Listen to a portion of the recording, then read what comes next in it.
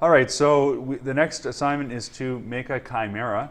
A chimera is, in Greek mythology, a monstrous, fire-breathing hybrid creature. And traditionally we have a lion, a goat, and a snake. But let's just take a look. If we type in Photoshop chimera on Google Images, you can see all sorts of different creatures. Okay, these ones are my favorite, I think, where they have like a horse body and the duck head, and this one's pretty cool too. Shark on a horse's body. Okay, this one has many animals. It looks like a kangaroo, a lion, a reindeer maybe, and some kind of hawk. You get particularly good results when you have like two very different animals, like a hamster and a lion. What else do we have here? That's just terrifying. They've given this wolf some walrus tusks. Okay, that looks like some kind of cat on a bird's body. Okay, this one looks pretty majestic, I gotta say. An eagle on a horse's body. Okay, so it's totally up to you guys what you want to do. This is kind of a more traditional chimera. Okay, what's this here? This is like a chicken on a rhino's body. That's actually pretty clever. Okay, so I'm going to do one as a demo right now. Can someone give me an animal to start with? That's going to be the body. Yeah. An eagle. An eagle? Okay, let's go with an eagle. And then let's get another animal. Yeah, you can. An eagle, an elephant, and let's go one more at the front. Frog. A frog. Eagle, elephant, and frog. Okay, so let's, okay, the eagle wings might be easier to add on. I think we'll go with a frog body. So usually you want to start with one animal that's going to kind of be your body. So let's go with, and you can click search tools and adjust your size to make it large, because we don't want to be working with a tiny little image. So let's, what's a good photo we can use?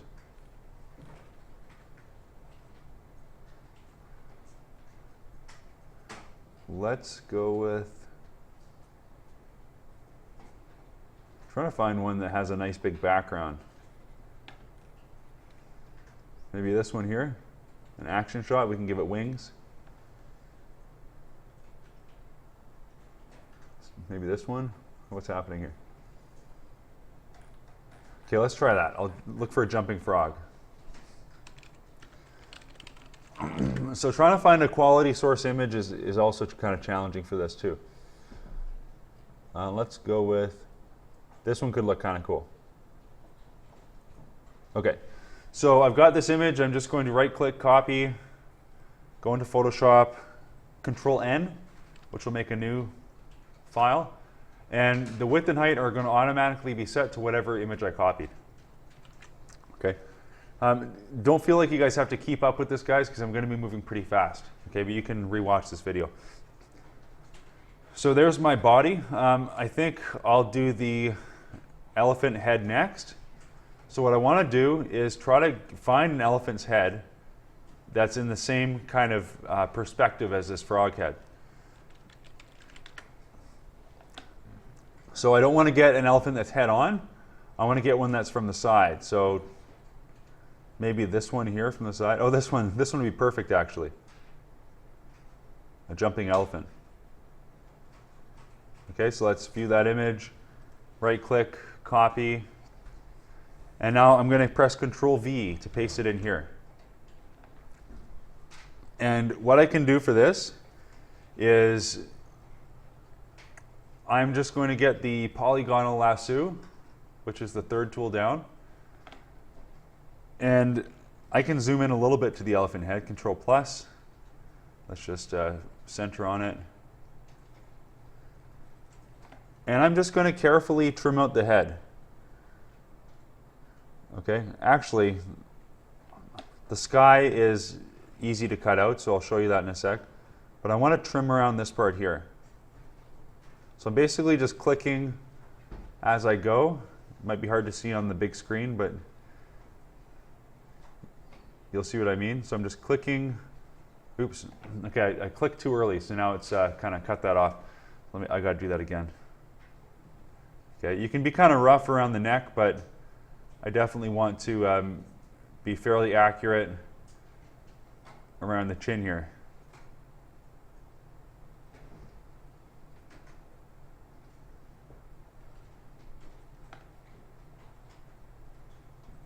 Okay, now I'm just going to kind of loop around this big area here and connect it back. And I've got this big selection. Okay, I can copy this now, Control C. That'll copy my selection.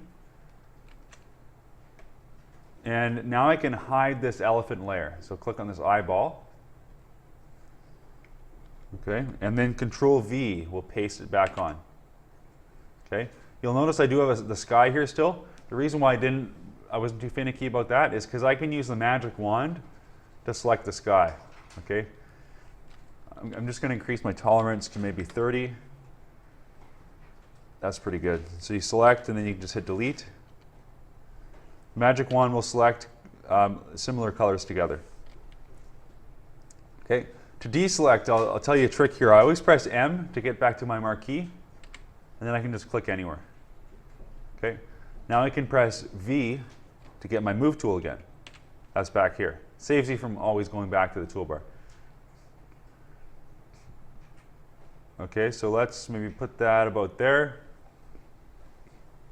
I'm going to get an eraser, and I want to make sure that the hardness is all the way down to 0. Okay, and I'm going to size it down just a little bit. You can use these square brackets beside the P key to make it bigger and smaller. And I'm just going to kind of go around the edge very lightly,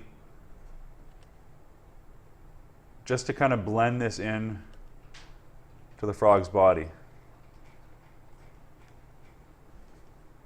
Okay, so I'm just kind of lightly going around with the eraser, blending it in.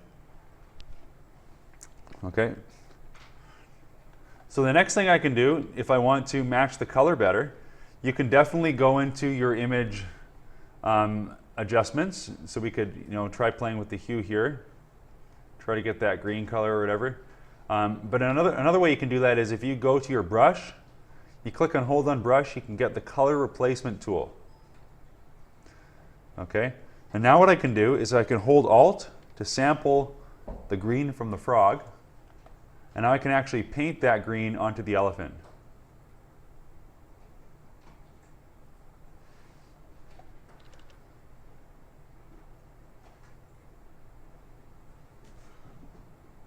Okay, and I think I'm going to sample this orange as well, just to kind of paint the chin orange to kind of keep it consistent with the design of the frog. Okay, what do you guys think so far? Pretty cool, hey? Okay, now the last thing I'm going to add is eagle wings, I think. So let's go back to Google, and I'm going to look for a eagle. And again, I'm paying attention to perspective. This is kind of a side shot, so I don't want a front shot of an eagle. Something like this would be good. Let's try this one. Okay, that should be big enough. So I'm going to copy that again, paste it in. Okay, so what I have to do here, I'll show you a different way to extract the animal from the background. If you have a pretty similar color background like this, I might actually be able to use the quick select tool. So just select the eagle like so. Okay, so I'm just dragging my mouse across the eagle like that. And it's just kind of selected it from the background, and it'll save you some time, okay? But it'll only work if you have a very similar colored background like this. If you have lots of different objects, it might kind of blend in. Okay, anyhow, I can Control C to copy that eagle. I can hide that layer again. Control V to paste it. Okay, this time I need to actually flip this eagle, so I can just go up to Edit, Transform, Flip Horizontal. Okay, that'll flip the eagle. And let's get back to the Move tool. Unfortunately, my image is a bit too small. So let's go image canvas size. I don't know if you guys will have to do this, but I've run into this problem. So let's just make that bigger. Okay. Okay, so now I want to put these wings on this animal. So let me just line it up, maybe about right there. Now I'm just going to get the eraser and just erase the parts that I don't need. And again, I have a soft eraser. So on the edges here, I can kind of just blend it in.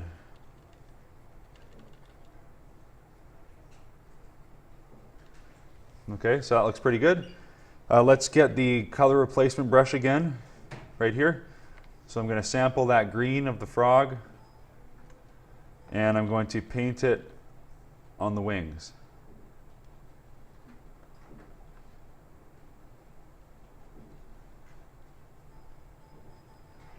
Okay. I think that's pretty good. I'm going to lighten the wings up a little bit.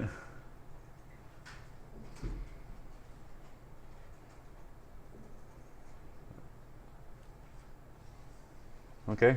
And as far as my background, I mean, one thing I could do is, what can I do here? If I go back to my background layer here, I'm just going to transform this section here to stretch it. Okay, it's not the best way to do this, but that way at least my background will be bigger. Okay, so there you go. I have a frog, an elephant, and an eagle.